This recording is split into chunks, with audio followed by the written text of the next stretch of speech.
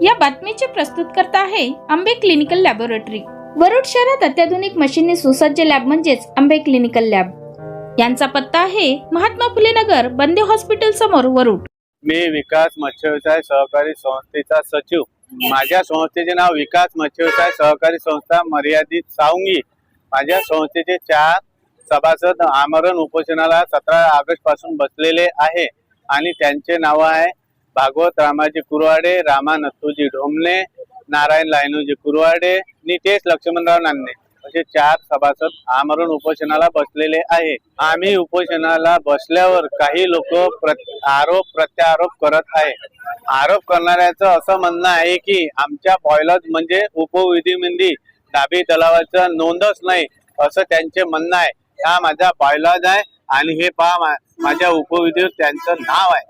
संस्थेचे कार्यक्षेत्र सावंगी, तालुका जिल्हा अमरावती या गावापासून 5 किमी अंतरातील गावापुरते मर्यादित राहील। तसेच मासेमारी करिता परवाना पद्धतीने बेल, सावंगी तलाव व दाबी प्रकल्प राहील। हे असे माझ्या उपविधीमध्ये नोंद आहे। सार्वजनिक बांधकाम विभागाने सुद्धा आम्हाला पत्र दिलं आहे की आमच्या गावापासून 2 किमी अंतरावर दाबी प्रकल्प आहे।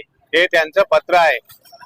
दाबी तलाव आमच्या गावापासून 2 किमी अंतरावरच आहे। आमची जुनी सोसायटी असल्या कारणामुळे सगळ्यात पहिले प्राधान्य आमचंच असायला पाहिजे, पण त्यांना दिलं त्याच्याबद्दल आणि आमचंही म्हणणं आहे की दोघा मिळून देण्यात यावं। त्यामध्ये असं नमूद केलं आहे, मुद्दा क्रमांक 2 मत्स्य व्यवसाय सहकारी संस्था ब्राह्मणवाडा थडी ही संस्था 45 वर्ष अगोदर नोंदणी झालेली आहे व या संस्थेचे 4 किमी अंतर आहे। संस्थेकडे पूर्ण मध्यम प्रकल्पाची हरकत प्रमाणपत्र नाही व संस्थेच्या उपविधीवर सुद्धा नाव नाही, तरी सुद्धा या दोन्ही संस्थेला पूर्ण मध्यम प्रकल्प विसरोडी 131 हेक्टर हा तलाव दोन्ही संस्थेला समान हक्काने मासेमारी करिता ठेक्याने दिलेला आहे। ब्राह्मणवाडा थडी अमरावती जिल्ह्यातच आहे आणि त्यांना ह्या तलाव देऊ शकते 2 संस्थे म्हणून, आम्हाला का नाही? आणि सहाय्यक आयुक्त पण एकच आहे। यासाठी आम्ही या ठिकाणी आमरण उपोषणाला बसलेलो आहे। माझ्या संस्थेतील काही संचालक, अध्यक्ष आणि सचिवावर आरोप करत आहे की यांनी मनमानी कारभार केलेला आहे।